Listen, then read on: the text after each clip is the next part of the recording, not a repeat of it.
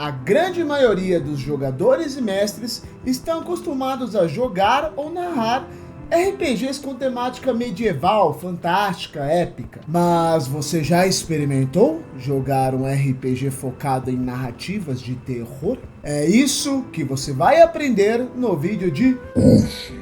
Saudações a todos! Eu sou Caio Bonfalari, ator, engenheiro e mestre de RPG, e você está no Rotina de Mestre. Sim, narrativas de terror possuem uma peculiaridade própria e são, de fato, um pouco mais difíceis de narrar. E eu, particularmente, sempre me senti muito atraído por esse tipo de história, por esse tipo de narrativa.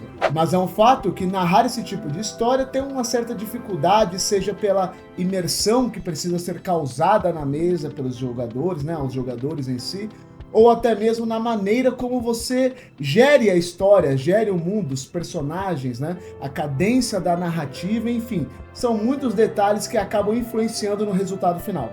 Já outras pessoas só não gostam porque não gostam, o que é totalmente normal e aceitável, não é problema algum. Tudo bem. Mas a verdade é que narrar terror não é nenhum bicho de 7 cabeças. Só precisa de alguns cuidados para não virar uma zona à mesa e você perder totalmente o controle do que está acontecendo. Pois bem, Caio, por onde começar? Logo de cara eu te falo que a primeira coisa que você deve fazer para começar a narrar terror é escolher o sistema que você vai jogar e os jogadores de sua mesa. Por quê, Caio? Alguns sistemas são mais suscetíveis a ser criado esse terror, toda essa ambientação, do que outros. É muito mais fácil você criar terror jogando Call of Cthulhu do que D&D, por exemplo. Isso porque está na essência do jogo causar medo. Call of Cthulhu é um jogo de investigação, medo, onde se explora os horrores pessoais e os horrores do mundo. Enquanto D&D ele é mais focado em fantasia, em histórias épicas e heróicas. Mesmo que a sua campanha de D&D seja focada em terror, e é possível fazer, eu quero dizer que Call of Cthulhu, por exemplo, ele tem mecânicas únicas já feitas para causar terror. Porém, você pode jogar terror no sistema que você quiser, depende de você. Apenas estou fazendo alguns apontamentos. Tá bom.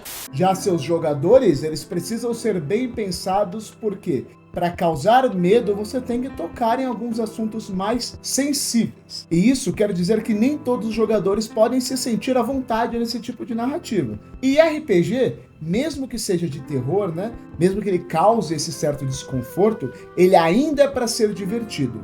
E se seus jogadores não se divertem com esse tipo de narrativa, talvez o terror não seja para sua mesa. Infelizmente, porque terror é da hora pra cacete. Eu tenho medo!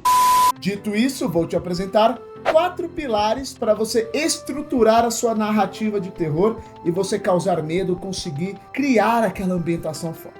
Ambientação, fragilidades, cadência de narrativa e o desconhecido. Vamos um a um para que não haja dúvidas. O primeiro pilar, o pilar da ambientação. A ambientação é fundamental para qualquer tipo de sistema de RPG. Isso é porque ela que vai imergir os personagens na história e fazer com que pensemos que fazemos parte dela, para sentirmos isso na pele, mesmo que de maneira, diminuída, de menor intensidade. Mas quando pensamos em narrativa de terror, é crucial que você tome muito cuidado na ambientação. Para quem já está há um tempo no canal, sabe que eu gosto de misturar o vídeo com algumas piadas e comentários diferenciados. Vocês podem ver que nesse próprio vídeo eu nem estou fazendo tanto isso, justamente para não quebrar a ambientação, a ideia do vídeo, entendeu? A narrativa é a mesma coisa. É preciso deixar muito bem contextualizado a situação que os personagens se encontram, o local onde eles se encontram, a época e o ambiente também. Utilize os sentidos dos seus jogadores para tentar fazer com que eles fiquem com esses sentimentos à flor da pele. Se você estiver jogando presencial, tente diminuir as luzes, jogar um pouco mais no escuro, usar uma luz de velas ou luzes menores para causar essa impressão imediata no local. Outra coisa que ajuda muito na ambientação é a trilha sonora, como essa que está tocando aqui de fundo. Utilize alguns sons muito específicos para gerar dúvidas, o famoso e se na cabeça deles. Talvez o som de passos passando no andar de cima, ou uma porta rangendo seja mais do que o suficiente para causar a tensão necessária para que o seu jogador entre de cabeça na aventura. Faça com que eles sintam que fazem parte daquele ambiente. Por falar em fazer parte, faça parte aqui do Rotina de Mestre, deixe o seu like e se inscreva no canal. Além de não te custar nada, você me apoia e me ajuda a continuar trazendo conteúdos como esse para vocês. Lembrando que eu faço shorts às segundas e sextas e trago vídeos mais elaborados como esses às quartas. Enfim, voltando para o tema terror, vamos para o nosso segundo pilar, fragilidade. Quanto mais poderosa a pessoa for, menos medo ela vai sentir. E isso é um fato. Uma experiência pessoal que eu consigo trazer para vocês para fazer uma referência direta a isso, foi jogando Resident Evil Village, quando você chega na mansão Benevento. Você está totalmente armado, cheio de item, né? Granada, a porra toda. Quando você entra na mansão, já é um silêncio absoluto, não tem nada. Conforme você vai explorando os cômodos, você vai vendo cada vez bonecas e vai ficando cada vez mais estranho esse lugar. Até o momento que você vê uma boneca sentada em um dos cômodos, tem um lapso de memória e aí de repente você está desarmado. Sim, completamente desarmado. E aí, meu irmão? Aí é quando o filho chora e a mãe não vê, porque não importa o que vier pra cima de você, você não vai conseguir revidar. Você está frágil, vulnerável, indefeso. Talvez você possa correr e rezar, mas não vai fazer muito mais do que isso. E é esse tipo de sentimento que a gente tenta trazer para a narrativa de terror. Porque a raiz do medo tá aí, na vulnerabilidade.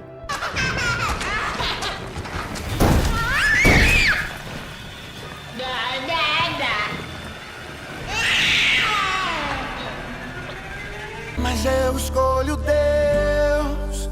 Tente deixar os personagens dos jogadores frágeis, vulneráveis de alguma maneira. O exemplo da arma é só um deles. A gente pode exemplificar, por exemplo, que vocês adentram um hospital psiquiátrico e ele está muito estranho. Vocês ouvem vozes estranhas e não conseguem identificar de onde vem. Depois de um tempo, é percebido que tem algum gás estranho no ar e vocês começam a ter alucinações e começam a não saber o que é verdade ou mentira. Essa dúvida, essa possibilidade vai começar, martelar, girar a cabeça deles e aí começa a tensão que a gente busca da narrativa de terror. Que alinhado à ambientação, que foi o primeiro pilar, e os outros dois que eu vou comentar, eu te garanto, o medo vai vir, mais cedo ou mais tarde. O nosso terceiro pilar é a cadência de narrativa. Para criar terror é preciso paciência. Não vai dar! É muito difícil que seus jogadores sintam medo com aventuras que são frenéticas o tempo inteiro. É preciso a construção da tensão para se chegar ao clímax. Por isso que jogos investigativos e de terror como em Call of Cthulhu, eu tô exaltando o Call of Cthulhu pra caramba aqui, é porque é muito bom. Joguem Call of Cthulhu. Por isso que nesse tipo de narrativa as coisas são mais lentas, mais devagar, demora para as coisas acontecerem. E aí que entra o mestre, ele vai tentar misturar essa investigação, essa cadência mais lenta, onde as coisas vão acontecendo aos poucos, vão gerando dúvidas, para criar o clímax em situações mais dinâmicas. Em outras palavras, você vai dar uma mesclada entre situações investigativas e tensas e alguma coisa que tire eles dessa inércia. Conforme você mestra, você vai criando certa sensibilidade para essas coisas, mas caso você não tenha essa experiência ainda, uma dica que eu dou é, ou você cria situações de adrenalina, ou que mudem, né, o status da aventura. Se já tá mais lenta, você muda para mais agitada, ou se tá mais agitada, você deixa mais lenta, quando a história pedir. Ou se você perceber que seus jogadores não estão se divertindo tanto com a mesa apenas nessa cadência investigativa. Por exemplo, os jogadores podem estar explorando uma casa abandonada até que eles têm que correr de uma criatura que eles encontram embaixo da casa, no porão. Todo o trajeto e o progresso até chegarem no porão, você pode brincar bastante, usando investigação, sons, ambientação, cria essa tensão. Mas na hora que eles encontrarem a criatura e ela correr atrás deles, aí é onde você pode tacar o zaralho e deixar as coisas acontecerem, que vai ser da hora demais. A chave é o equilíbrio. Procure esse equilíbrio que eu te garanto que vai dar certo. Pessoal, a partir desse momento do vídeo, o meu tripé, eu devo ter posicionado ele errado, alguma coisa parecida, e eu não percebi. Só fui perceber agora na edição final. Então, uma parte da minha cabeça ali tá meio estranha. Vou pedir para vocês passarem pano para mim dessa vez. Eu prometo que vou dar um jeito para não acontecer de novo. Valeu, continue no vídeo aí. Um beijo. O quarto pilar é o desconhecido. Se nós já sentimos medo de algumas coisas porque sabemos o perigo que elas oferecem, imagina quando você não faz ideia. Por exemplo, você não pula num lago cheio de crocodilo porque você sabe que eles vão te matar, né? Vão rasgar você com os dentes deles. Mas nós temos também muito medo daquilo que não conhecemos, principalmente quando não sabemos o que é, o que pode fazer, quando vai atacar, aonde vai atacar. E isso é excelente para colocar em uma narrativa de terror. Não saber as intenções, as motivações, faz dar aquela trancada. Portanto, junte isso a todos os outros tópicos, aos outros pilares, para exaltar ainda mais o medo desse ser, dessa criatura, dessa coisa desconhecida que eles simplesmente têm medo. Não apresente tudo de uma vez, apresente a criatura, o problema, o horror aos poucos. Coloca um barulho aqui, talvez vejam um vislumbre da pata, do braço ali. Dessa forma, os personagens nunca saberão como se defender, pelo menos não inicialmente, e os seus jogadores ficarão com medo de algo que é inevitável. Obrigado para você que assistiu esse vídeo até aqui. Não se esquece de se inscrever e dar o like para ajudar o canal a crescer. Você concorda comigo? Discorda de mim? Tem algo que eu podia ter comentado mais que eu não comentei? Deixa sua opinião nos comentários para a gente discutir sobre. Muito obrigado pelo seu tempo, pela sua atenção e eu te vejo no próximo vídeo.